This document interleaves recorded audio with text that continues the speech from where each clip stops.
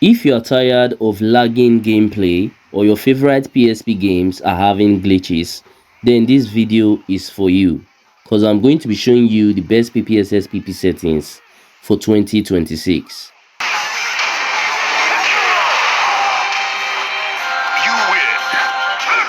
Now open your PPSSPP emulator, go to your settings, click system, and then search for restore PPSSPP default.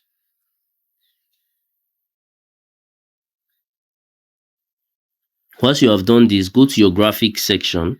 The first thing you have to adjust is your rendering resolution. So this actually depends on which mobile device you are using. So if you are using a regular mobile device, you can go with 2x PSP.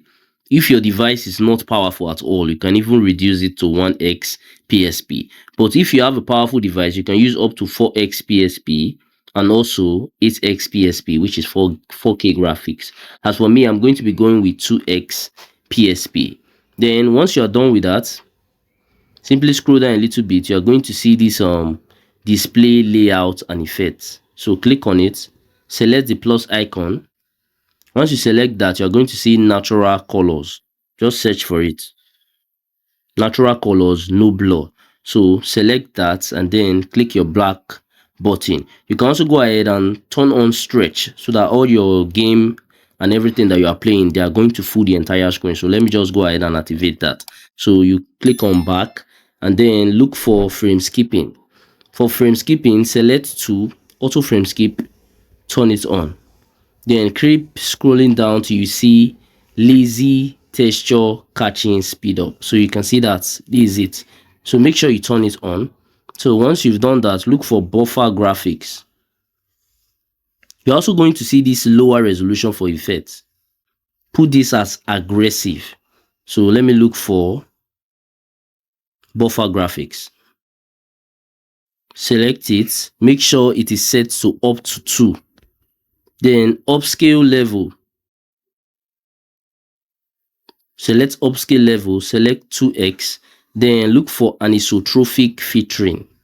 Set this to 4x.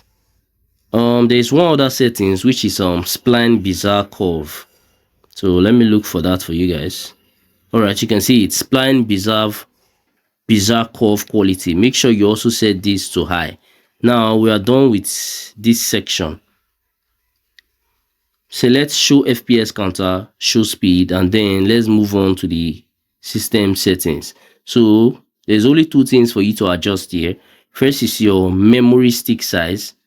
Turn this on and then adjust it to 25. Select OK and then look for PSP model. Set this to PSP 2000, 3000. That's the correct one for you to use. I think there's one more thing for us to actually do in here, which is your IO timing method.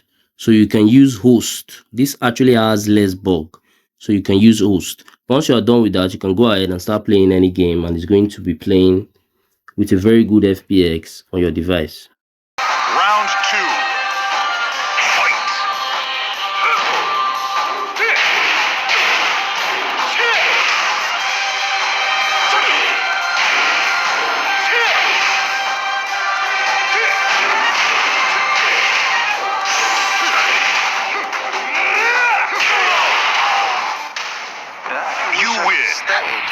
Lastly, if you found any value from this video, then do consider smashing that subscribe button to help me on my YouTube growth journey, because I've been trying to get to 5,000 subscribers for a while now, and it's actually been taking me forever just to get there. But I know that with your help, through you smashing that button, I can actually get there super fast and super easy. Also, by now I think you might be seeing some of my similar videos or some of my playlists on your screen. So if you have some free time, you can go ahead and also watch that to learn more from my channel, because we learn every day. And that's it for that. I'm going to see you guys on my next video.